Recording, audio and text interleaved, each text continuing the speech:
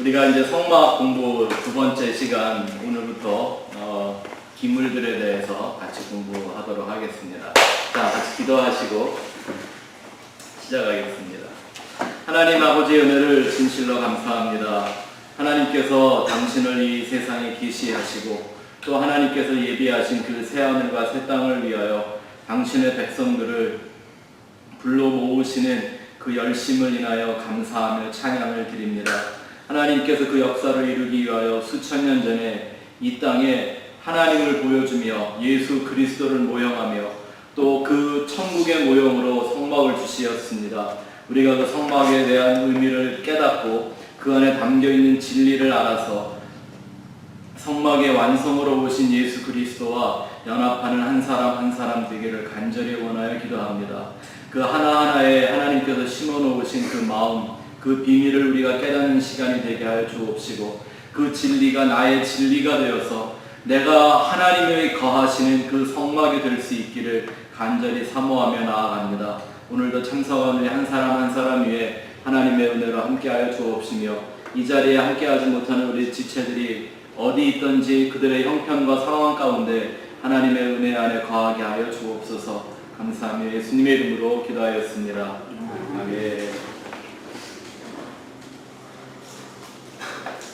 오늘 여러분들에게 나눠드린 그 핸드아웃의 맨 마지막 페이지를 보시면 저희가 지난 시간에 공부했던 성막의 그림이 거기 좀 잘 나와 있습니다.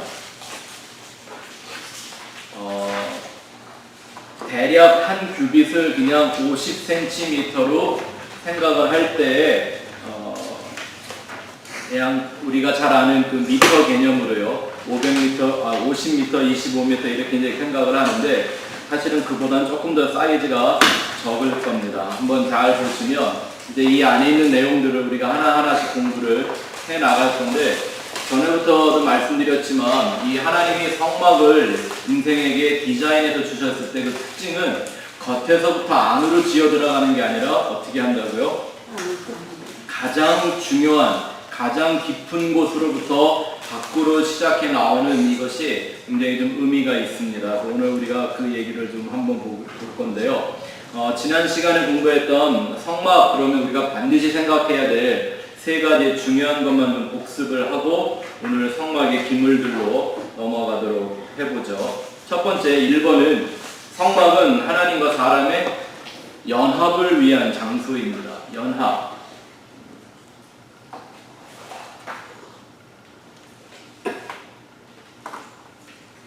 아마 저한테 설교를 듣는 분들은 가장 많이 듣는 단어 중에 하나가 연합일 겁니다. 그렇죠?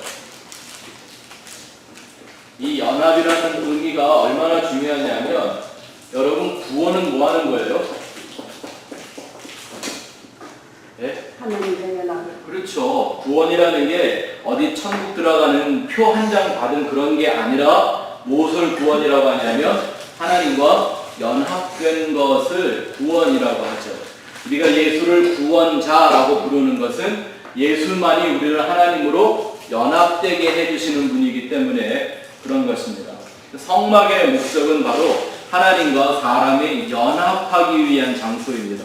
그 자리가 바로 구원의 역사가 이루어지는 자리, 땅에 있는 사람들을 하나님의 나라의 사람으로 바꾸어내는 그 장소가 성막이었다라는 거죠. 성경에 보면 하나님은 하나님을 대신하여 만들어 놓는 걸 굉장히 싫어하시고 그 위에 저주를 하시는 분이신데도 불구하고 하나님이 우리 인간으로 하여금 지으라고 하신 세 가지가 있습니다. 그게 첫 번째가 뭐예요? 노아의 방주죠. 노아의 방주. 그죠? 네, 두 번째는 모세의 이 성막. 그리고 세 번째가 뭡니까? 이건 하나님이 스스로 지으라고 말씀하셨다는 것은 아니고 다윗이 짓겠다고 말했을 때 하나님이 처음에는 뭐라고 그러셨어요? 싫은 척 하세요. 하늘이 내 보좌고 땅이 내 발등상인데 네가 어찌 내 성전을 짓겠느냐 그러면서도 그렇게 원하면 한번 지어봐라 라고 얘기하시죠. 그래서 그 다윗이 시작한 성전이 누구 때에 와서? 아들 솔로몬에게 와서 완성이 되죠. 근데 이 세 가지가 방주, 성막, 성전, 이 세 가지가 상징하는 게 뭐죠? 이 세 가지가 모형하는 가장 본질적인 게 뭡니까? 바로 구원이신 예수 그리스도죠. 방주가 뭐 하는 거예요? 구원해내는 거잖아요. 그렇죠? 심판으로부터 구원해내는 거죠. 우리가 지금 말씀드린 것처럼 이 모세의 성막, 이것도 바로 구원하는 자리죠. 하나님과 분리되었던 영혼들을 다시 하나님과 연합시키는, 하나 되게 만드는 것이죠. 네, 그 성막을 이 텐트로, 헝겊으로 짓지 않고 돌로 지은 것을 뭐라고 부르는 거예요? 성전이라고 부르는 거죠. 이 세 가지가 다 1차적으로는 우리에게 은혜를 주시는 구원자 예수를 모형하고 있는 것입니다. 또 두 번째, 이 성막은 완전한 희생제사이신 예수의 모형입니다. 희생제사.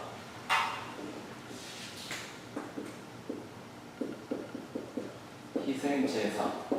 혹 제물이라고 해도 괜찮죠. sacrifice. 죄인들을 위하여 대신 속죄하시는, 자신의 생명을 버림으로 속죄하시는 희생제물이신 예수의 모형이라는 것. 그런데 우리가 계속 얘기를 하지만 예수라는 모형은 곧 또 누구의 모형이 되어야 해요? 성도의 모형이죠. 성도. 예수님이 이 땅에 오셔서 자기를 위한 죽음을 죽지 아니하시고 타인을 위한 죽음을 죽으신 것처럼 성경이 그래요. 우리 그 얘기를 하죠. 남을 위하여, 친구를 위하여 목숨을 버리면 이에 더 큰 사랑이 없다. 그것이 율법의 계명의 완성이다라고 얘기합니다. 이것이 눈에 보이는 성막 그 건축물이 아니라 그 안에 담겨 있는 내용이 바로 누구 안에 이루어져야 한다는 거예요. 내 안에 예수가 들어와서 나라는 옛 자아가 부인되고 내 안에서 새로운 사람이 예수 그리스도로 말미암아 하나님과 연합된 구원받은 새로운 사람이 나타날 때 보여지는 그 모형들이라는 거예요. 우리가 공부하다 보면 이제 하나씩 왜 그런가를 우리가 배워갈 수가 있습니다. 또 세 번째, 이거 아주 중요한 거였는데요. 성막은 성도의 즐거움으로 지어지는 성전의 모형입니다. 즐거움이었죠.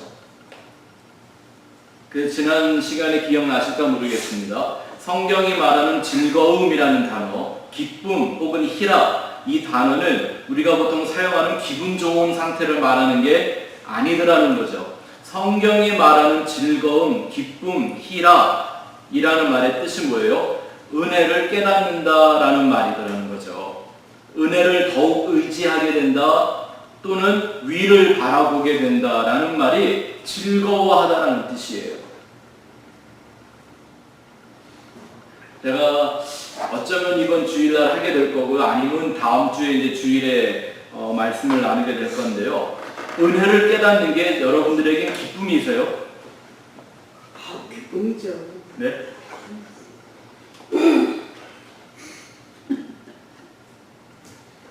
제가 왜 이런 질문을 하나 지금 이렇게 던져드리냐 하면, 사람들은 제가 지난 주일날 우리 소통 가서 말씀을 드렸지만 율법적인 말을 할 때 그게 더 듣기가 좋아요. 듣기는. 그쵸? 이해가 되시죠?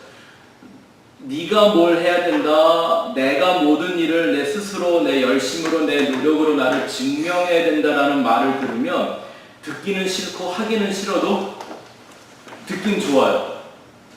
왜냐하면 내가 중심이 되어 있으니까. 예? 나한테 어떤 책임이 주어지고 나에게 어떤 가치가 부여되는 것 같거든요. 이러는 거죠. 이런 얘기 되게 좋아하죠. 당신이 변하면 세상이 변한다. 이런 얘기 해주면. 예? 교회님도 그런 말 많이 안 들어보셨어요? 당신이 변하면 세상이 변한다고요? 근데 그러던가요? 저는 제가 변하면 진짜 저희 엄마 아버지도 그러고 제 친구들도 저한테는 네가 변하면 정말 예수가 있는 거다 그랬거든요. 근데 나 변했다고 세상 안 바뀌더라고요. 근데 사람들은 그렇게 얘기를 해주면 굉장히 듣기가 좋아요. 그리고 당신이 이렇게 뭘 했기 때문에 하나님이 이렇게 복을 줬다라고 하는 식으로 은혜를 말할 땐 참 듣기가 좋아요. 거짓말인데. 근데 은혜를 진짜 은혜를 말하면요, 그 은혜는 너무 좋은 건데 듣기가 싫어요. 왜냐하면 은혜라는 건 그 말 자체가 자꾸 나라는 존재를 깨 부셔요. 나를 부인하라고 말하고, 나를 죽여야 된다고 말하고, 나를 불필요하고 쓸모없는 존재라고 자꾸 얘기해요. 나한테서 나오는 건 죄밖에 없다고 얘기를 하는 거예요. 내게 있는 그 어떤 것으로도 하나님의 구원을 받기에 합당하지 않다고 말하는 게 은혜란 말입니다. 근데 그거 깨닫는 게 좋으세요? 할렐루야. 좋아요. 뭘로 착각한 거니까. 그렇죠. 네, 그게 이제 여러분이 그만큼 듣는 게 달라지신 거고요. 은혜가 뭔 줄을 알고 복음을 이해하기 시작한 거예요. 그렇지 않으면 정말 다 거꾸로 간다니까요. 이런 얘기를 저희가 우리가 우리에게 죄 지은 자를 사하여 준 것 같이 우리의 죄를 용서하여 주옵소서라는 그 기도 안에서 제가 여러분들에게 한번 설명을 다시 한번 잘 드릴게요. 그래서 성도의 진정한 기쁨은 무엇이 돼야 돼요? 하나님이 나를 향해 나를 위하여 준비해 놓으신 그 은혜가 무엇인지를 깨닫는 거예요. 근데 그 은혜를 깨닫는다라는 게 그 자체가 또 어떤 의미를 갖고 있냐면, 나는 하나님에게 도저히 그 은혜가 아니면 아무런 가치도 없고 멸망받을 수밖에 없는 존재라는 걸 인정하는 거에 들어가는 거죠. 바울이 그런 고백 많이 하잖아요. 나는 주인의 교수다. 괴롭게 그 고백을 했을까요? 오호라 나는 곤고한 사람이다. 누가 이 사망의 몸에서 나를 건져내랴. 그게 정말 이 삶이 고달퍼서 한 말이었을까요? 아니에요. 그런 나를 알려면 먼저 뭘 알아야 그런 고백이 나와요? 그런 나를 건져주시는, 구원하시는 은혜를 알을 때만 그것이 나타나는 거죠. 우리 성도들한테는 그것이 가장 큰 기쁨과 즐거움이어야 한다는 말입니다. 성령의 9가지 열매 중에 첫 번째가 사랑, 두 번째가 희락이잖아요. 그 기쁨은 그냥 기분 좋은 그것이 아니라 뭐를 알게 되는 기쁨? 나에게 베푸시는 그 은혜를 깨닫는, 그 은혜의 의미들을 더욱더 깊이 있게 깨닫는 기쁨을 성령의 열매로 주신다는 겁니다. 자, 이제 오늘은 우리가 성소 안에 있는 4가지 기물에 대한 얘기, 4가지가 아니라 정확하면 3가지인데요. 한번 마지막 페이지 한번 그림을 보세요. 자, 그림 한번 보세요. 맨 가에 있는 그것을 뭐라고 그래요? 성막이라고 그래요. 텐트로 같이 꾸린 것이죠. 그것을 성막이라고 그러고, 오늘 우리가 보게 되는 성소라는 게 보이죠? 여기 보이세요? 가운데 방이 2개가 있죠. 방이 2개가 있는데 하나를 오른쪽에 있는 큰 방이 성소고, 왼쪽에 있는 지성소가 작은 방을 지성소라고 그러죠. 오늘은 우리가 저 지성소에 있는 법궤부터 그 진설병 떡상과 등대에 대해서 공부를 하는데요. 뭐가 오늘 공부에는 안 나와요? 금향로가 오늘은 없어요. 참 재밌는 게 뭐냐면, 하나님이 25장에 이 기물을 만드는 걸 말씀해 주세요. 말씀드린 것처럼 어디서부터? 제일 깊이 있는 것부터, 제일 중요한 것부터, 제일 안에 거부터 만드세요. 법궤, 그 다음에 떡상, 그 다음에 등대를 만들려고 하시면서 뭐는 안 나와요? 금향로, 분향단, 이건 안 나와요. 언제 나와요? 30장에 가야 나와요. 왜 한꺼번에 안 만들까요? 이유가 있겠죠. 이제 그때 가서 공부를 하겠지만, 우리가 오늘 공부하게 된 법궤와 떡상과 등대, 이 3가지는 완전한 예수 그리스도의 모형을 갖고 있는 거예요. 예수로만 완성되는 것들입니다. 근데 분향단은 기도를 상징하는 겁니다. 이 3가지의 의미를 안 그 사람들이 그 예수의 이름으로 기도하게 되는, 그것을 알게 하기 위해서 하나님이 일부러 순서를 같이 만들어 놓지 않으시고 분향단은 30장에 가서야 따로 만드는 얘기가 나오게 됩니다. 그때 가서 좀 더 얘기를 좀 해드릴게요. 이 또 기물들을 볼 때 우리가 여러분들이 하나 좀 생각하고 가면 참 좋을 게 뭐냐면 이 기물들만 잘 우리가 생각을 해봐도 율법과 은혜의 관계를 분명히 이해할 수 있습니다. 율법과 은혜. 자, 성경은 율법을 뭐라고 말하죠? 율법은 은혜로 이끌어가는 초등교사다 그러죠. 그러니까 율법은 목적이 될 수가 없는 거예요. 뭐가 목적인 거죠? 언제나 은혜가 목적인 거죠. 이 은혜, 하나님의 은혜 앞으로 끌고 가는 거예요. 그러니까 율법을 지켜서는 절대 목적을 못 이루어요. 암만 잘해도 이런 건 다 이해하시죠?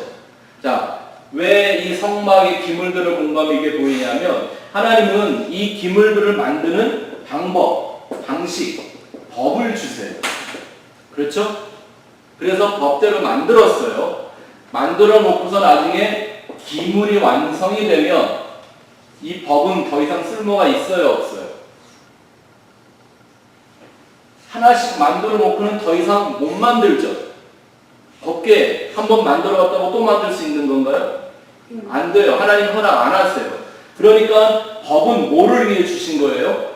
은혜의 기물들, 이 은혜를 상징하는 예수를 모형하는 이 기물들을 만드는 방식으로만 준 거예요.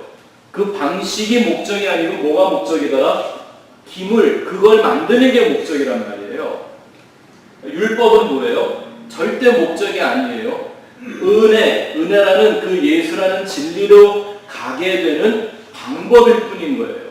근데 이 기복주의나 잘못하는 모든 종교, 율법주의가 뭐를 목적으로 삼아요? 율법을 목적으로 삼잖아요. 그러니까 이렇게 말하는 사람들도 있어요. 은혜 받으면 법을 지키게 된다. 맞는 말인가요? 근데 교회 다니면서 많이 그런 말 들으셨죠? 네? 하나님의 은혜 받으면 막 다 순종하게 된다, 막 이런 얘기를 하죠. 그럼 말이 돼야 안 돼요? 은혜는 우리가 순종을 안 해도 받는 거예요. 맞습니까? 순종이라는 조건이나 이런 것들이 결부가 되면 그건 은혜가 아니에요. 그럼 거저주는 게 아니잖아요. 보상을 해주는 거지. 은혜가 될 수 없단 말입니다. 공짜로 준다는데도 꼭 뭘 해서 받으려고 하는 게 이게 인간의 본성인 것 같습니다. 자, 오늘부터 첫 번째 이제 법궤를 하는데요. 우리가 하나 볼 때마다 성경 구절을 부분적으로 읽으면서 지나가죠. 25장, 출애굽기 25장 10절에서 16절, 10절에서 16절까지 한번 보겠습니다. 같이 읽겠습니다. 시작. 그들은 조각목으로 궤를 짜되 길이는 2규빗 반, 너비는 1규빗 반, 높이는 1규빗 반이 되게 하고 너는 순금으로 그것을 짜되 그 안팎을 짜고 위쪽 가장자리로 돌아가며 금태를 불고 금고리 넷을 부어 만들어 그 네 발에 달되 이쪽에 2고리 저쪽에 2고리를 달며 조각목으로 채를 만들어 금으로 싸고 그 채를 그 양쪽 고리에 꿰어서 궤를 매게 하며 채를 그의 고리에 깬 대로 두고 빼내지 말지며 내가 내게 줄 증거판을 궤 속에 둘지며. 아멘. 다음부터 나오는 건 법궤 위에 달려있는 속죄소라는 것에 대한 얘기인데 먼저 법궤를 한번 살펴보고 가죠. 법궤는 지성소 안에 있는 유일한 기물입니다. 그래서 이렇게 말할 수가 있죠. 성막의 중심은 바로 법궤 혹은 언약궤라고도 말하죠. 똑같은 말이에요. 뭐 편한 대로 쓰시면 되는데 아마 우리 입에는 법궤가 더 익숙한 것 같습니다. 그래서 이렇게 우리가 생각을 하면 더 좋을 것 같아요. 성막의 심장이 바로 법궤입니다. 성막으로 숨쉬게 하는 게 바로 법궤이고요. 두 번째, 성막은 성막의 완성이라고도 할 수 있죠. 법궤가. 다른 걸 다 만들어놨어도 그 안에 뭐가 없으면, 법궤가 없으면 그것은 성막이 될 수가 없죠. 그래서 하나님이 성막을 지어주실 때 이 법궤는 마치 성막의 처음과 나중이라고 볼 수도 있습니다. 법궤는 성막의 처음과 나중입니다. 왜 그렇죠? 가장 먼저 만들어 놓고 가장 깊은 곳에 두었다가 1년에 한 번씩 대제사장이 한 사람만 꼭 들어갈 수 있는 거예요. 그걸로 시작해서 법궤로 마치게끔 되어 있는 거죠. 성경의 처음과 시작을 누구라고 말하고 있습니까? 예수 그리스도가 바로 알파와 오메가, 시작과 끝, 처음과 나중이라고 말씀하고 있죠.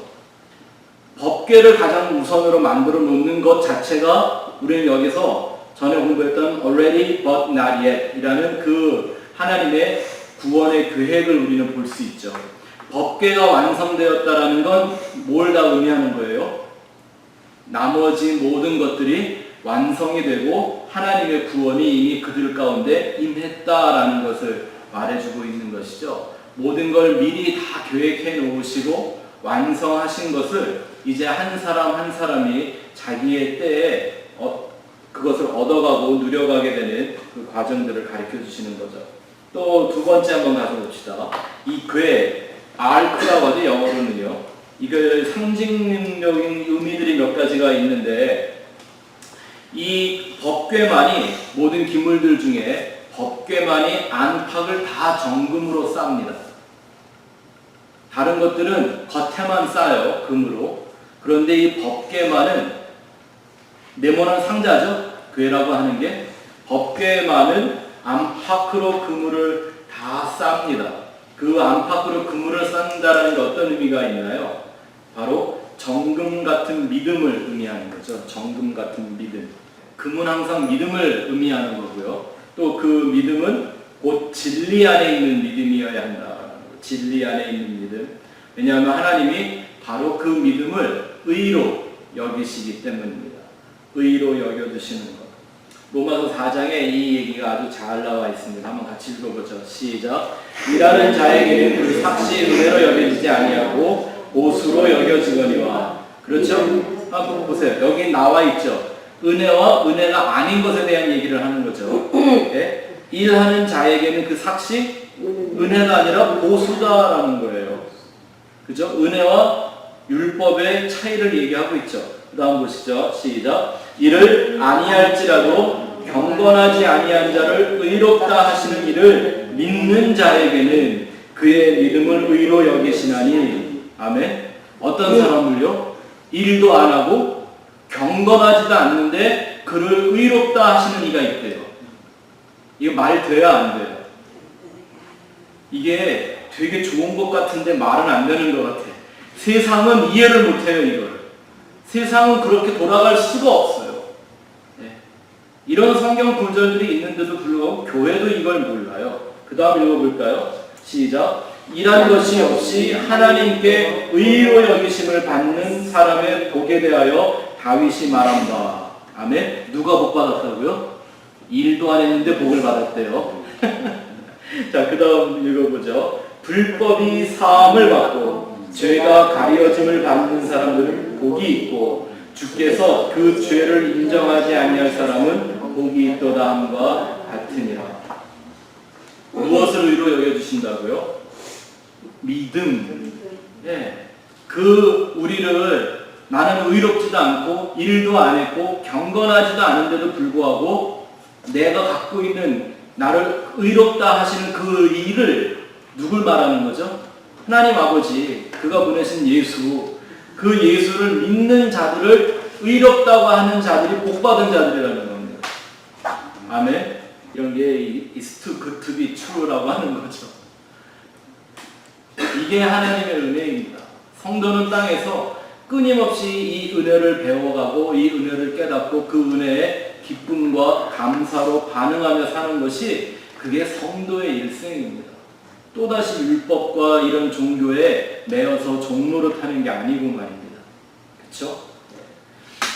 또 우리가 요거를 이 법궤, 아크라고 얘기했을 때 여러분들에게 좀 하나 이렇게 분명하게 좀 해드리고 지나가고 싶은 게 하나 있는데, 이게 영어의 아크라고 하는 말로 번역이 된 한국말을 우리가 영어로 번역된 걸 우리가 갖고 있기 때문에요. 이 아크라고 말하는 것들을 다 갖다 붙이는 경우가 있어요. 노아의 방주. 영어로 뭐라 그래요? 아크라고 불러요. 네. 또 모세를 나일강에 태워보냈던 갈대 상자 있었죠. 이것도 성경은 뭐라고 써나요? 아크라고 써나요. 똑같이 영어로는요. 네. 근데 원어는 달라요.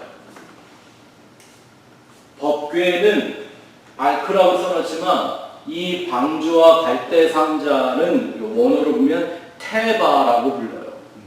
떠 있는 것, 건져내는 것, 이런 뜻이 담겨 있는 테바라는 말을 써요. 근데 이 궤라고 되어 있는 아크라고 되어 있는 정확한 이 히브리어는요, 아론이라는 이름이에요. 아론. 그 모세의 형 이름 비슷하죠, 발음이? 그게 바로 이 궤를 의미하는 원어예요. 그래서 많은 사람들이 다 똑같은 거다라고 얘기하는데 그렇지 않아요.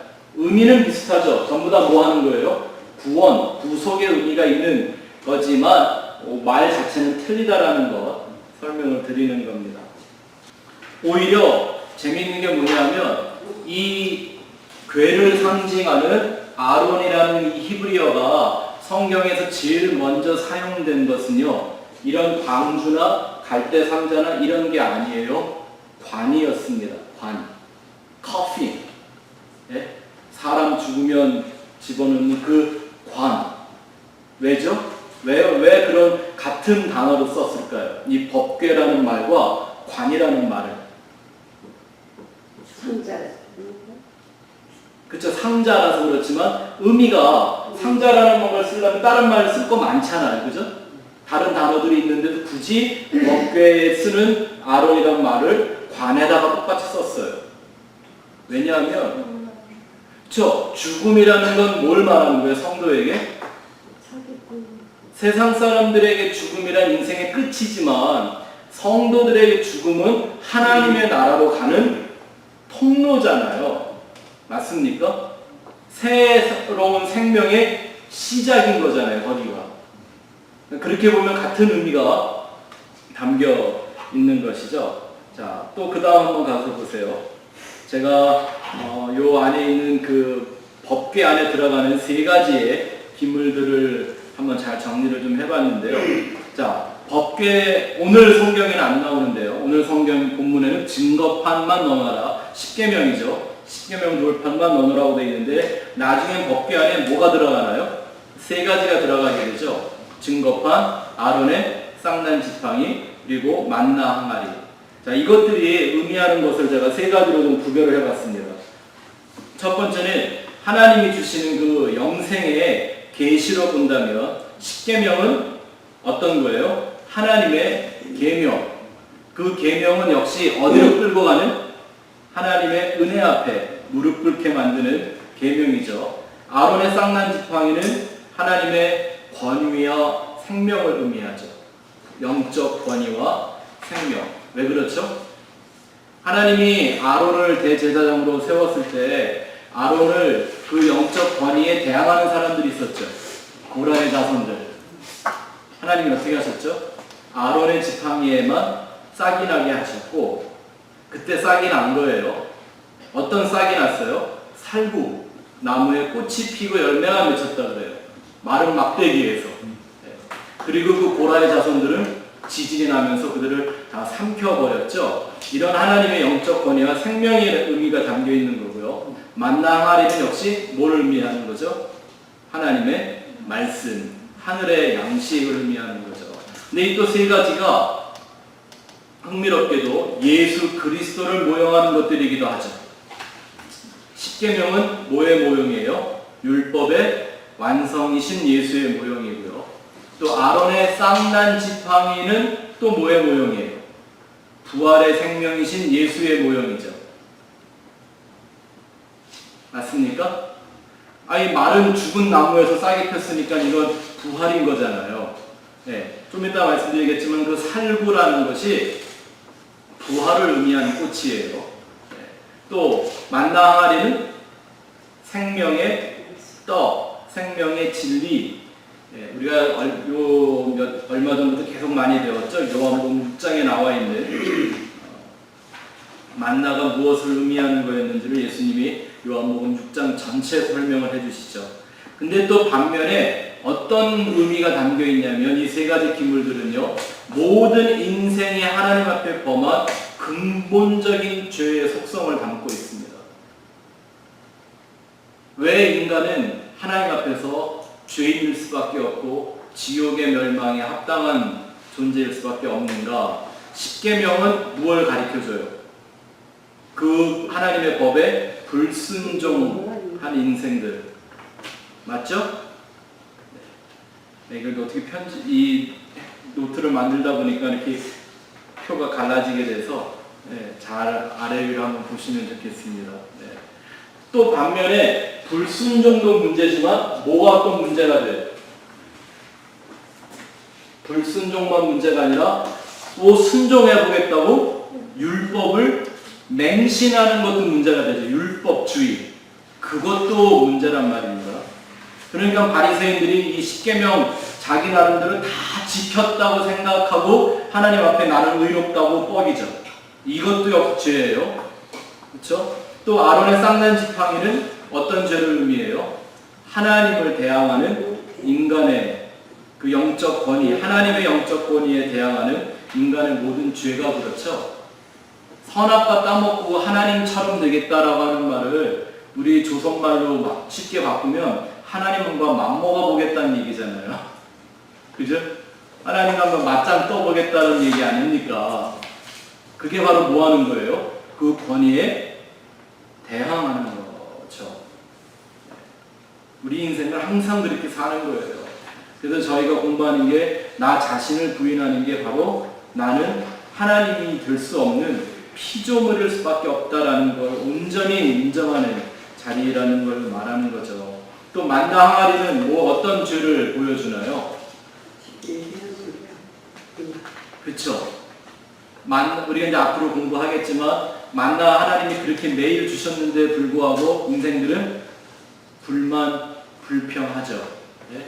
뭐 부추 좀 없나? 뭐 마늘 좀 달라고 그러고 이거 막 요구하죠. 근데 우리는 이런 죄를 범해요, 안 범해요?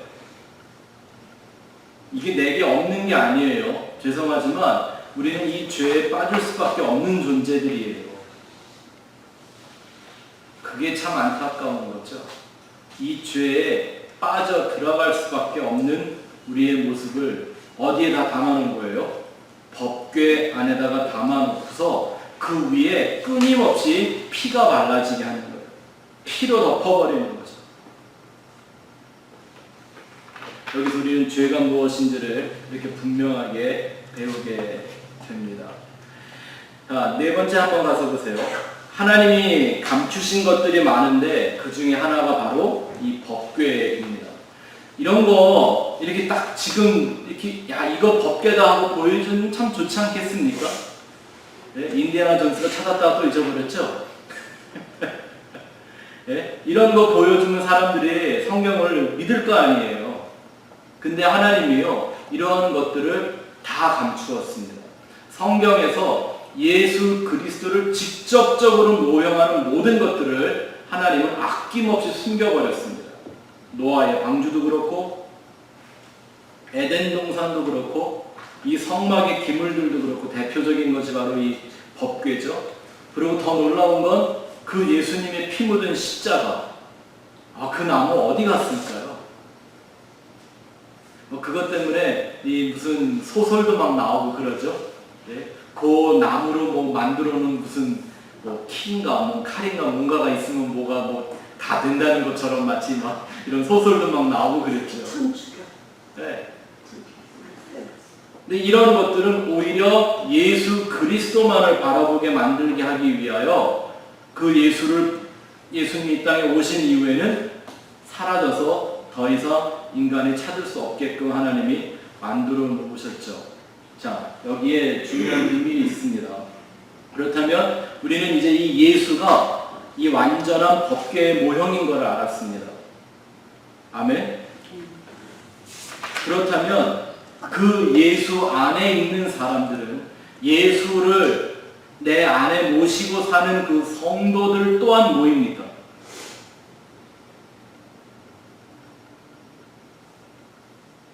그 성도 역시 법궤입니다. 우리가 걸어다니는 법궤라니까요. 내 안에 하나님의 계명이 있고, 아멘. 그죠? 내 안에 부활의 생명이 있고, 아멘.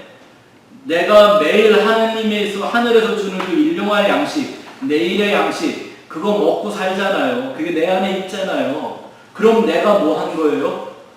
이 법궤잖아요. 맞습니까? 이렇게 예수와 하나 돼서 성도로 통해 이루어지고 완성되어질 것들을 하나님이 다 숨겨놓으셨다는 거죠.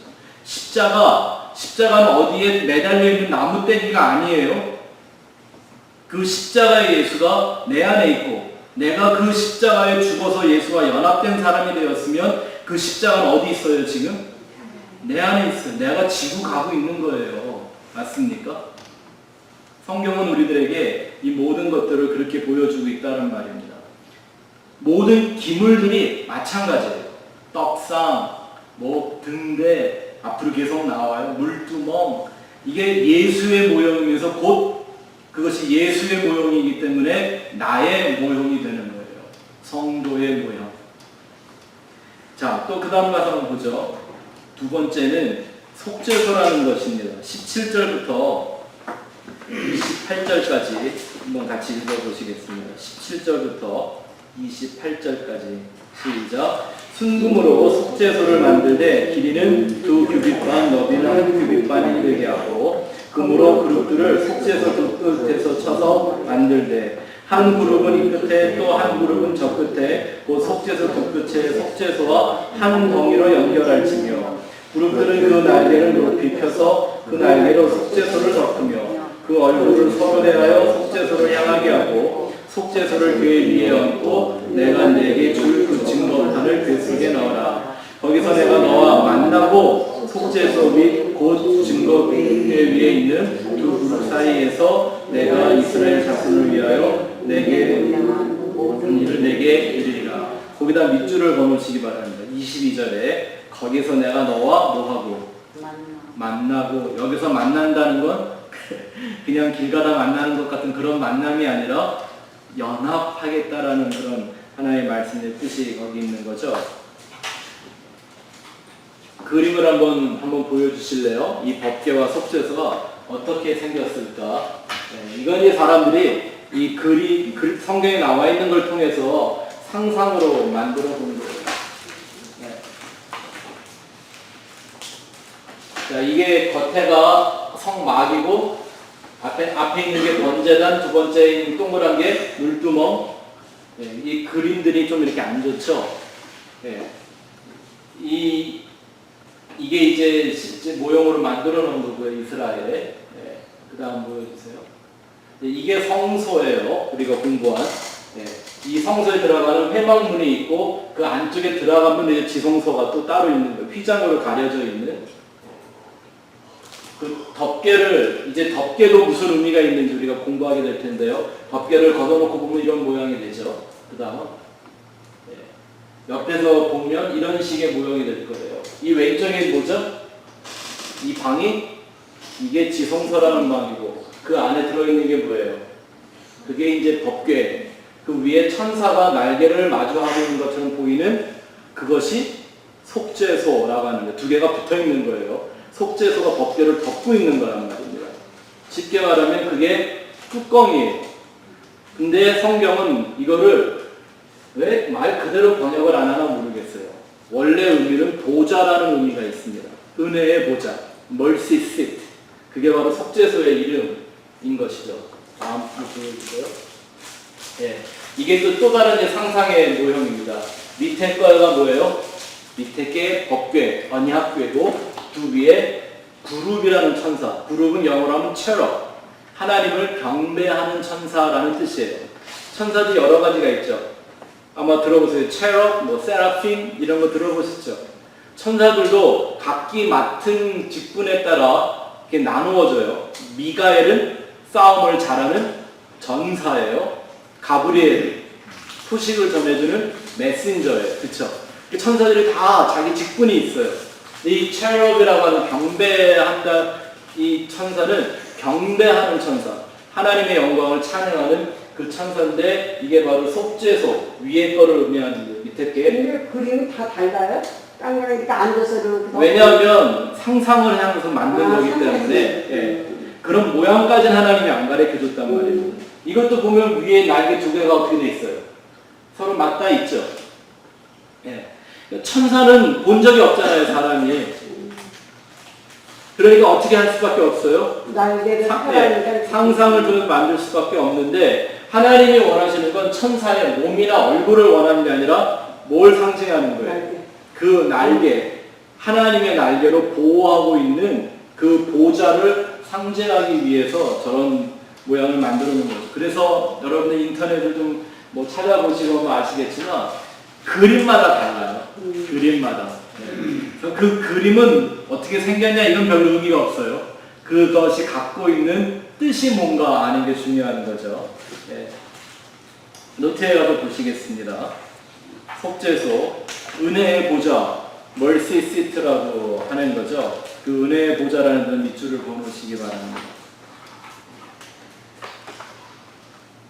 속죄소라 그래서 조금 우리가 이해하기가 어렵게 들리는데, 은혜의 보좌라는 원어적인 의미를 갖고 있습니다. 그 법궤 위에 얹어지는 뚜껑과 같은 것이지만 피가 뿌려지는 장소라는 것, 이게 참 중요한 거죠. 1년에 한 번씩 욤키포라고 하는 그날 대제사장만 혼자 이 안에 들어가 몇 번? 피를 7번을 뿌립니다. 7번이라는 것이 상징하는 건 완전을 의미하는 거죠. 피로 덮는 그 구원을 의미하는 것입니다. 이 속죄소를요, 피로 다 덮어버리는 거예요. 하나님이 보기를 원하는 건 뭘 보기 원하시는 거예요? 피를 보시기 원하는 거예요. 피로 덮여있는 걸 보기를 원하시는 거예요. 그 피로 우리의 모든 걸 가리시겠다는 거죠. 나를 보는 게 아니라 나를 덮어버린 그 피를 본다는 겁니다. 베드로 사도는 우리 모두가, 성도는 피 뿌림을 받기 위해 불려진 사람들이라고 했던 겁니다. 우리는 하나님 앞에 나와서 우리가 자랑할 게 뭐밖에 없는 거예요? 예수 그리스도의 보혈입니다. 그게 나를 덮고 있는가? 이런 말들이 이상적으로밖에 들릴 수밖에 없는데, 나를 덮고 있다라는 뜻은 뭐라고 우리가 설명해 볼 수 있어요? 내가 그 피의 의미, 그 피의 가치, 피의 공로를 내가 온전히 이해하는 거죠. 그게 바로 나를 덮고 있는 거죠. 내가 그래서 그것만을 의지할 수밖에 없게 되는 것처럼, 그것이 바로 은혜의 보좌라고 하는 것입니다. 히브리서 4장 16절에 이 얘기를 잘 해놓고 있습니다. 같이 읽어보죠. 시작. 그러므로 우리가 긍휼하심을 받고 때를 따라 도움을 얻기 위하여 은혜의 보좌 앞에 담대히 나아갈 것이니라. 아멘. 바로 이 은혜의 보좌가 이 사람들에게는 이 법궤, 멀시 시트, 속죄소가 있었던 이 지성소를 의미하는 거죠. 왜냐하면 이렇게 말을 해놓는 건 1년에 대제사장만, 모든 민족 가운데 뽑혀진 그 한 사람만이 들어갈 수 있는 자리였어요. 그것도 들어가도 그냥 들어가요? 어떻게? 그냥 들어가면 잘못하면 하나님이 다 죽여버렸잖아요. 그러니까 그 사람이 들어가기 전에 정결 예식을 다 하고, 하나님 앞에 모든 속죄를 다 드린 후에, 그러고도 하나님 앞에 불의하다 해서 죽임을 당할까봐 허리에다가 방울을 메고 들어간 거예요. 그리고 뒤에 밧줄을 매달았대요. 왜냐하면 제사장이 들어가서 피를 뿌리면서 이렇게 그 법궤 주위를 돌면 딸랑딸랑 소리가 날 거 아닙니까? 소리가 안 나면 뭐 했단 얘기예요? 죽은 거죠. 그러면 밧줄로 끄집어내. 왜냐면 사람이 들어갈 수가 없으니까. 근데 이게 무서운 게 뭐냐면 대제사장이 살아나오지 못하고 그 안에서 죽으면 대제사장만 죽은 건가요? 그렇죠. 죄를 씻지 못한 백성들이 하나님 앞에서 다 죽음과 심판을 받은 거죠. 그게. 그런데 예수 그리스도로 말미암아 이 휘장이 찢어지고 난 뒤에 십자가로 이것이 갈라지고 난 뒤에는 모든 사람이 어느 때든지 그 은혜의 보좌 앞에 거기다가 한번 밑줄을 그어놓으시기 바랍니다. 우리가 국률하심을 받고 때를 따라 돕는 은혜를 얻기 위하여. 때를 따라라는 말은 뭐예요? 그 은혜가 필요한 때가 따로 있다는 얘기인가요? 아니죠. 언제나라는 의미가 있는 거죠. 언제나 어디서든지 그 은혜의 보좌 앞에 담대히 나아갈 것이다. 이것이 예수 그리스도의 십자가가 우리에게 베풀어 주신 영원한 은혜요 축복인 것입니다. 이 피로 덮여지는 것을 하나님이 가장 먼저 보여주신 그림은 어디 있었나요? 6월절이죠. 6월절. 네. 어린 양의 피가 발라진 문은 죽음의 신이 지나가는 거예요. 그것을 완성하는 것이 바로 이 법궤와 속죄소의 모습이죠. 또 이것을 속죄소를 어떻게 만들었나 보면 이 두 그룹이라는 천사, 이건 법궤와 하나님의 영광을 수호하는 천사라고 볼 수가 있는데요. 이걸 만들 때 어떻게 만들려고 그랬어요? 재미있는 게 이런 거를 다시 그냥 그대로 나도 얘들을 두면 좋아. 네. 이렇게 이게 뭐 이렇게 날개로 이렇게 한 모습이든 어떤지 간에 저거를 만들려면 제일 쉽게 하는 법은 뭘까요? 그렇죠? 본을 뜨고 틀에다 넣어서 부어서 끄집어내면 되잖아요. 이렇게 하면 쉬운데 금덩어리를 이걸 만들려고 하면 하나님이 뭐라고 그러셨어요? 다 두들겨서 만들라고 그랬어요. 우리 미술을 하신 집사님 계시니까 이게 금이라는 걸 그게 아무리 부드러워도 그걸 두들겨갖고 이런 모양을 만들기가 어떨까요, 집사님? 수모는 쉽지 물렁물렁해요. 물렁물렁하니까 그렇긴 하겠죠, 그죠? 네. 하지만 저거를 이렇게 두들겨서 만들라라는 게 정말 중요한 의미가 담겨져 있습니다. 요거는 조금 쉬울지 모르겠지만 조금 이따 어려운 거 보여드릴게요. 등대. 순금 등대도 역시 어떻게 하라고요? 네. 다 두들겨서 만들라고 그랬습니다. 이건 뭘 의미하냐 하면 하나님의 것을 손으로 일일이 두들겨 만들려고 하는 건 성화의 의미를 갖고 있는 거예요. 어떻게 만들어지는가? 그 밑에 줄 한번 보십시오. 온전한 성화는 하나님의 손으로 쳐서 다루어서 이루어지는 것입니다. 인간의 결심으로 만들어지는 게 아니라 하나님이 하시는 겁니다. 다 여기 계신 분들은 신앙의 경력이 그래도 꽤 되시고 교회라는 데 오래 출입을 해보신 분들이신데 한번 내 신앙의 그 연륜을 그 지나온 세월들 한번 돌이켜보시면 여러분들이 아실 거예요. 하나님이 나를 쳐서 만들어 놓은 내 모습과 내가 결심으로 의지를 갖고 한번 해보겠다고 마음먹었던 것들을 한번 비교해 보세요. 어떤 게 지금까지 남아있나요? 우리는 결심은 잘해요. 네? 율법적인 설교, 율법적인 종교적인 예배를 드리면 우리는 매일 가서 결심하잖아. 네? 새벽 기도 가면 새벽 기도 가서 결심하고, 수요 기도 가면 수요 기도 가서 결심하고, 구역 예배 모이면 구역 예배 가서 또 결심하고, 주일 예배 드리면 주일 예배 또 세게 결심하고, 무슨 결심은 무지하게 해. 근데 된 게 있나요? 없나요? 우리가 잠깐 쇼는 해요. 변화하려고 애는 써봐요. 근데 그건 애쓴 거지 변화가 아니잖아요. 근데 누가 하시면? 하나님이 만드는 거예요. 하나님이 손으로 쳐서 만드는 거. 우리가 지금 화요일 공부 때 지금 그거 배우고 있죠. 우리를 찢으셨지만 도로 싸매어 주시고, 우리를 치셨지만 상처를 내셨지만 도로 낫게 하시는 그 하나님의 섭리. 이렇게 하나님이 두들겨 만들어야만 하나님이 원하시는 작품, 성화가 온전히 이루어진다는 것입니다. 적당히 부어서 만드는 것이 아니라는 겁니다. 또 두 번째 어떤 의미가 있습니까? 그것은 정결한 믿음과 자기 부인이 없이는 결코 마주할 수 없는 법궤와 속죄소인 것을 우리가 좀 잘 알아야 합니다. 정결한 믿음과 자기의 부인이 없이는 마주할 수 없는 법궤와 속죄소입니다. 여러분들이 이 시대에 대제사장이라고 하면 생각을 하신다면 이날 이 지성소 안으로 피 한 바가지를 들고 들어가려고 하는 그 마음이 어떠실 거라고 생각이 돼요? 정결 예식 다 했는데 이렇게 하면 죄사함 받는다라고 하는 모든 형식과 절차를 다 지켰는데 근데도 제가 이거를요 한번 비슷하게나마 맛을 본 적이 있었어요. 그게 언제냐면 북한에 들어가기 전날 밤.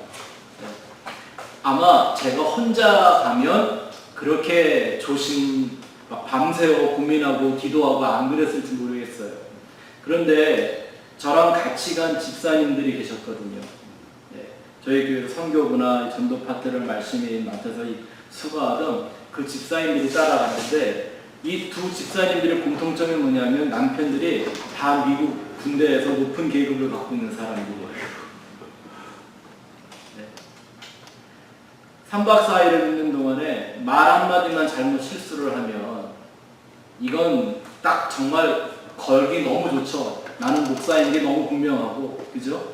이 사람들은 미국 군의 장교들의 와이프들이 왔으니 이거 뭐 그냥 걸면 뭐라도 걸어서 끝나는 거죠. 우리는 어떻게 보면 실수 한 번에 거기서 붙잡혀갖고 못 나올 수도 있잖아요.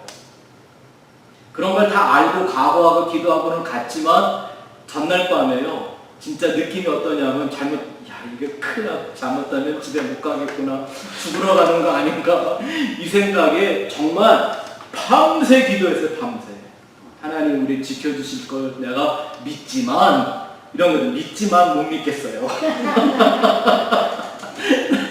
네? 이거 누가 실수할 줄 알아요. 근데 웃기는 게 3박 4일 동안 그분들은 실수 하나도 안 했는데 저 혼자 실수했어요. 우리 선교사님을 앉혀놓고 그 북한 요원들 둘이나 앉아있는데 나도 모르게 우리 선교사님 이랬다니까요. 네, 근데 살아나왔어요. 어쨌든. 근데 그날 밤 정말 얼마나 밤새 기도를 했는지 그렇게 되더라고요. 근데 딱 그 느낌이 어땠는가 하면 이게 그 지성소에 1년에 한 번씩 들어가야 되는 대제사장들이 가졌던 부담이 이런 거 비슷했겠구나라는 거죠. 그러니까 이미 어떤 상태가 돼 있지 않으면 못 들어가요. 어떻게 사람이 하나님 앞에서 완전한 믿음을 갖겠어요? 가능합니까? 내가 하나님이 안 보인다고 생각하니까, 하나님이 못 볼 거라고 생각하고 사람이 속을 거라고 생각하니까 완전한 척도 하고 아는 척도 하고 다 이러는 거죠. 그죠? 자기는 죄 안 짓는 것처럼 막 떠들고. 근데 그게 아니라 나의 모든 걸 다 아는 하나님한테 들어가야 한다는 거예요. 근데 그 앞에서는 완전해지지 않으면 하나님이 죽이는 걸 그냥. 그러니 이미 그 마음을 아는 사람들에게는 어떤 상태가 될까요? 휘장에 들어가기 이전에 죽은 거죠. 하나님, 난 절대 당신 앞에서 완전할 수 없습니다. 나는 거룩하지 않습니다. 나는 절대 의롭지 않습니다. 나 더러운 인간입니다. 하나님 은혜, 그 은혜 아니면, 그래서 우리말로 속죄소라고 썼지만 이름이 mercy seat, 그 은혜의 보좌라는 말이 있거든요. 이 사람들이 당신의 그 보좌, 은혜의 보좌에서, 그 보좌에서 나오는 그 은혜 아니면 나는 여기 못 들어갑니다. 난 죽었습니다 하고 들어가는 거예요. 근데 그게 지켜서 된 게 아니라니까요. 하나님 은혜. 그렇죠. 하나님이 그 은혜로 가르쳐 준 거죠. 그럼 들어갔다 살아나온 사람이 어떻게 될까요? 뭐밖에는 생각할 수밖에 없어요.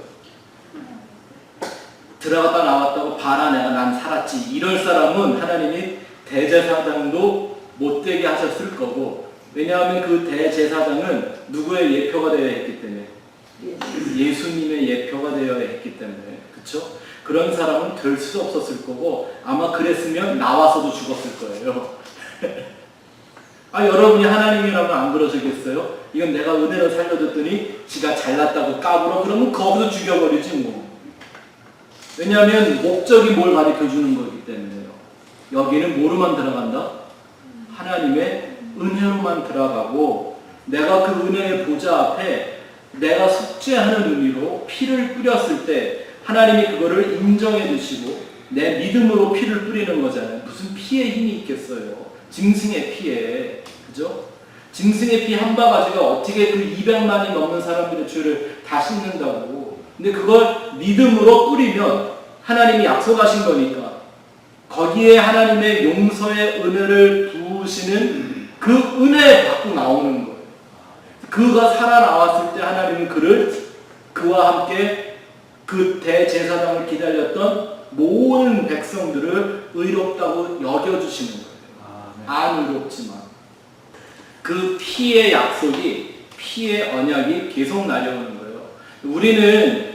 우리가 원어 성경을 안 쓰고 우리 성경에는 그렇게 말들이 안 나와 있기 때문에 지금 이해가 잘 안 되는데요. 이 원어를 쓰면 아담이라는 이 이름이야. 아담. 이 담이 뭐라 그랬죠? 아는 하나님, 담은 피예요. 그러니까 이 히브리 말을 아는 사람들한테는 사람은 뭐로 만들어졌다는 걸 아는 거예요. 사람은 피구나 라는 걸 그냥 다 알고 있는 거예요. 우리는 그런 말 뜻 모르고 그냥 아담 이렇게만 알잖아요. 아담에서 아담이었나? 이런 소리나 하고. 네? 그러니까 사람한테는 반드시 뭐가 있어야 하는 거예요? 피. 피가 생명 같은 거라는 거. 더군다나 누구의 피? 그렇죠. 하나님의 피라는 걸 의미하는 거죠. 그래서 하나님이 그걸 알게 하시기 위하여 피의 제사를 가르쳐줬고, 그걸 가르쳐줘도 못 들으니까 직접 하나님이 와서 피 흘리셨죠. 십자가에서. 그 예표를 다 보여주시는 거죠. 자, 그 다음도 한번 가서 보죠. 23절부터 30절까지 여러분 노트에 성경 구절이 잘못 들어가 있네요. 23절부터 30절까지 떡상에 대한 얘기가 이제 나옵니다. 같이 읽어보죠. 시작.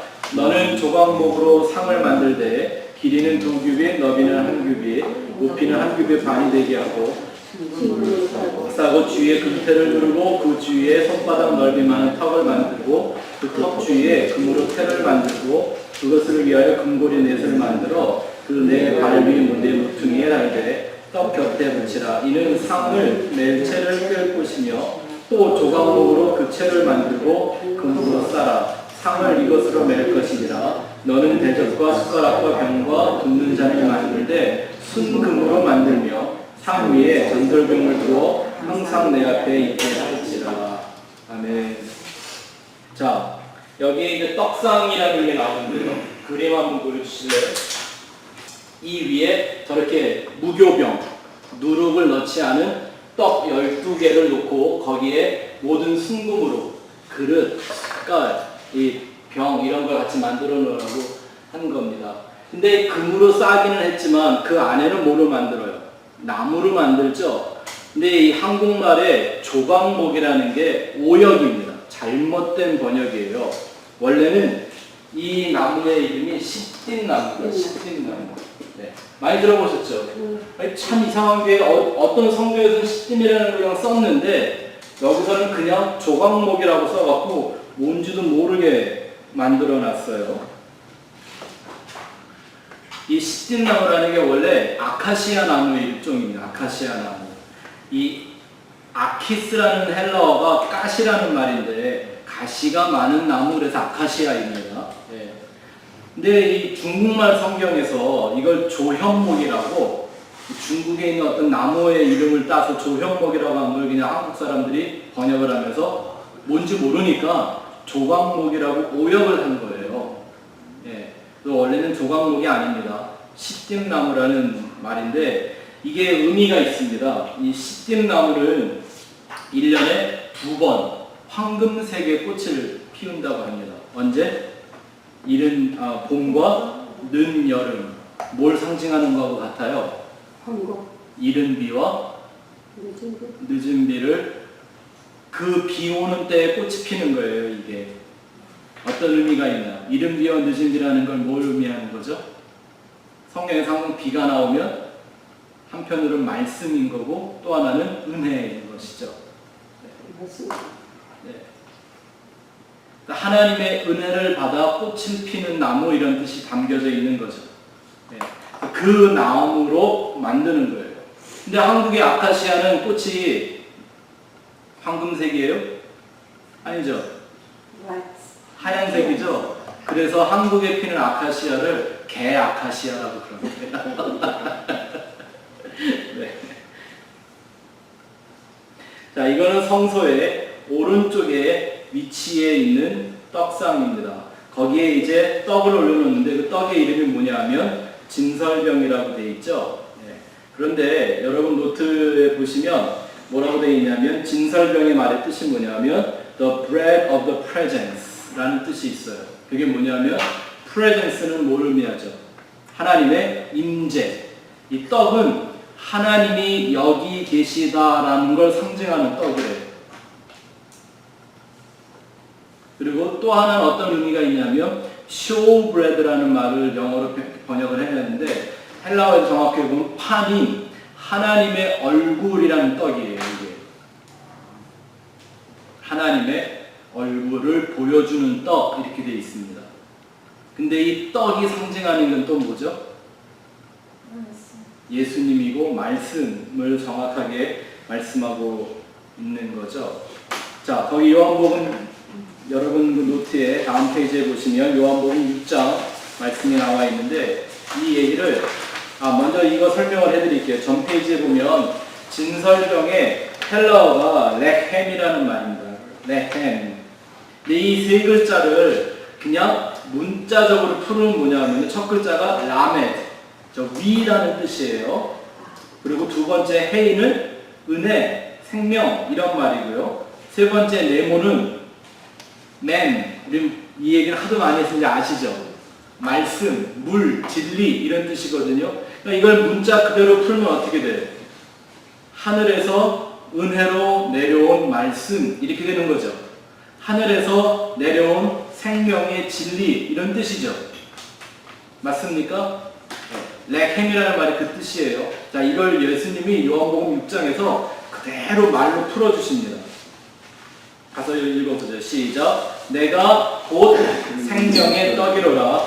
너희 조상들은 광야에서 만나를 먹었어도 죽었거니와 이는 하늘로서 내려오는 떡이니 사람으로 하여금 먹고 죽지 아게 하는 것이니라. 나는 하늘로서 내려온 산 떡이니 사람이 이 떡을 먹으면 영생하리라. 나의 줄 떡은 곧 세상의 생명을 위한 내 살이로라 하시니라.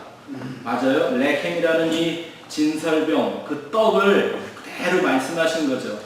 그러니 이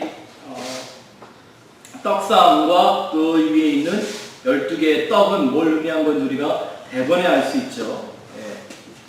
진설병이라는 건 바로 누룩이 없는 무교병이라는 뜻입니다. 이 누룩이 없다라는 말의 뜻은 뭐냐면 오류가 없는 온전한 은혜의 진리다라는 말. 오류가 없는 온전한 은혜의 진리. 율법주의가 전혀 없는, 거짓이 없는, 오류가 없는 완전한 은혜의 진리라는 것이 바로 진설병입니다. 그게 하나님과 함께하는 것이고 그게 하나님의 얼굴이다라는 거예요. 그래서 베드로후서인가의 말씀을 보면 우리로 하여금 그 얼굴에 있는 영광을 아는 빛을 우리에게 주셨다 그러죠. 말이 되게 어려워요. 근데 그건 뭐로만 알 수 있나요? 말씀으로, 진리로만 알 수 있는 거죠. 그거 알고 나면 그 정체는 뭐가 됩니까? 하늘에서 떡으로 오신 예수 그리스도를 말하는 걸 여러분이 알 수 있죠. 떡이 몇 개 있다고요? 12개. 12개는 그 당시에는 이스라엘의 12지파를 상징하는 거였는데 그 12지파라는 건 교회와 성도의 상징이기도 하죠. 하나님의 통치, 하나님의 역사의 주관, 이런 것이 12라는 이 숫자에 담겨 있는 거고요. 또 나아가서는 천국의 아들들의 수가 바로 10이죠. 천국에 가면 12장로가 있고 12사도가 있고, 네. 또 이 새 노래를 배우는 사람들이 몇 명이라고요? 14만 4천이라는 거죠. 이 12에 12,000을 곱해놓은 거죠. 네. 그거는 완전한 숫자를 말하는 것입니다. 이 떡은 또한 누구만 먹을 수 있냐면 성소에 들어갈 수 있는 제사장들에게만 주어진 떡입니다. 아무나 다 먹을 수가 없어요. 성소에 들어가는 제사장들만이 먹게 되어 있는 떡이었습니다. 이게 어떤 의미가 갖고 있을까요? 오늘 이 시대에 말하면 하나님의 말씀을 들을 귀가 있는 제사장 된 사람들만이 먹게 되어 있는 떡이라는 거고요. 또 재미있는 하나의 발견은 제가 이번에 공부하면서 왜 이게 없었을까라고 생각을 하게 됐습니다. 뭐냐면 떡을 먹는데 의자가 없어요. 밥상은 있는데. 그런 생각 안 해보셨나요? 떡상이 있으면, 밥 먹는 상이 있으면 의자가 있어야 되잖아요. 의자가 없어요. 그럼 어떻게 먹었다는 얘기예요? 서서 먹었다는 거죠. 왜 서서 먹게 만드셨을까요? 6월절에도 그랬죠. 이스라엘이 처음 6월절을 겪을 때에도 문에다가 양의 피를 바르고 죽음의 신이 넘어갈 때 그 안에서는 어떻게 해요?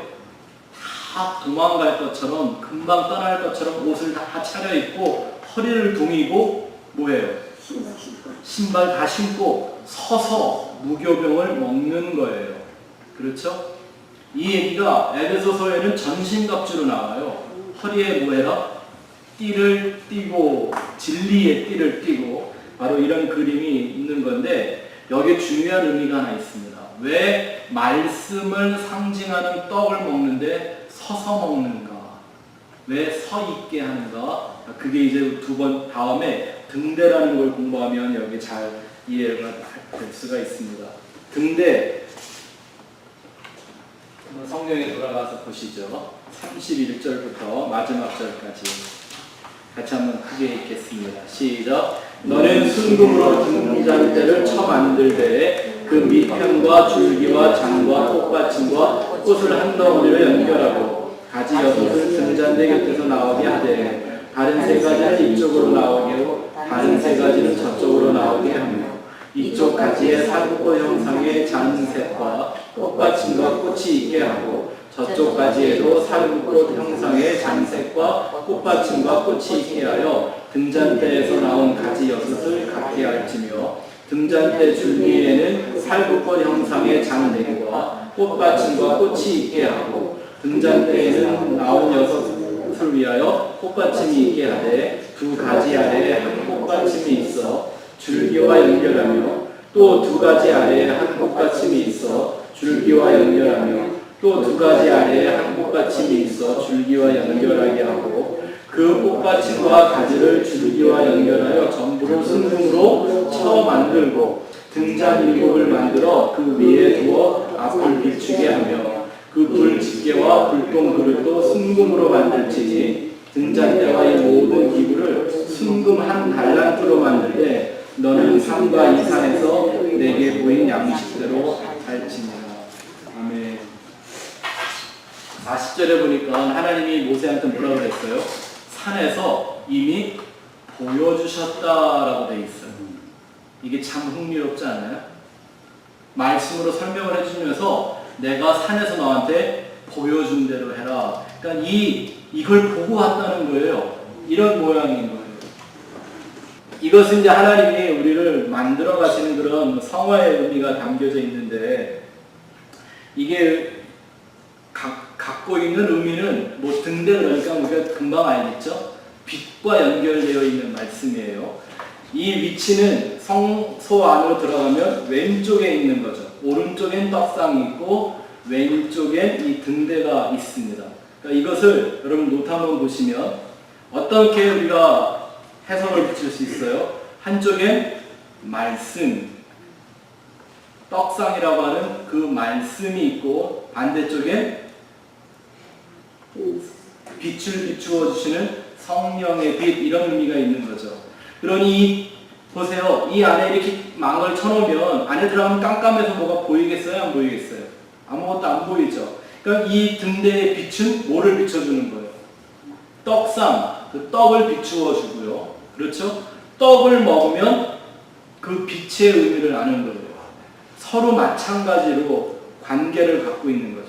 빛은 말씀을 보게 해주고 그 말씀을 보면 그 말씀은 그 빛이 무엇인가를 또 설명해 주는 거예요. 그래서 요한복음 1장에 보면 이 빛과 말씀이 한꺼번에 나오는 거예요. 태초에 말씀이 계시니라. 그 말씀이 하나님과 함께 계셨고 그 말씀은 곧 하나님이시니라. 그 안에 그가 없이는 지어진 것이 없으니 그 안에 뭐가 있었다? 생명이 있었고 이 생명은 빛이 있었고 이 빛은 사람들의 생명은 그 모든 사람들의 빛이라. 빛이 어두움의 빛이 돼 어두움이 깨닫지 못하더라.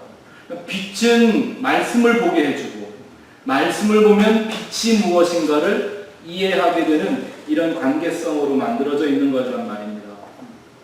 순금 한 달란트로 만들려고 그랬는데 순금 한 달란트는요 금 35kg 정도를 뜻하는 거예요. 근데 이 모양이 뭐와 같다고 그랬습니까? 이건 좀 그림이 별로 좋은 그림이 아니에요. 제가 성지순례 갔더니요 그 예루살렘 가는 그 안에 저걸 실제 모형으로 만들어 놓고 이렇게 이 유리로 잘 멋있게 만들어 놨더라고요. 얼마나 그 꽃 모양을 정교하게 만들었나 모릅니다. 어떤 꽃 모양으로 만들려고 했어요? 살구꽃. 살구꽃이 히브리어로 하면 샤키드라고 하는 그 말인데 그 뜻이 뭐냐면 부활의 상징입니다. 부활. 살구꽃 그 자체가 왜냐하면 살구꽃은 이스라엘 지역에서요 겨울이 지나면서 제일 먼저 피는 꽃이랍니다. 그래서 살구꽃의 의미가 있는 거예요. 왜 우리 한국에서도 뭐 개나리 피면 봄 온다고 그러죠. 개나리보다 빨리 피는 봄꽃이 있나요? 그럼 만약에 이게 우리나라 민족이 성막을 처음 지었으면 꽃 모양이 더 어려웠을 거예요. 개나리같이 있었어야 할 테니까.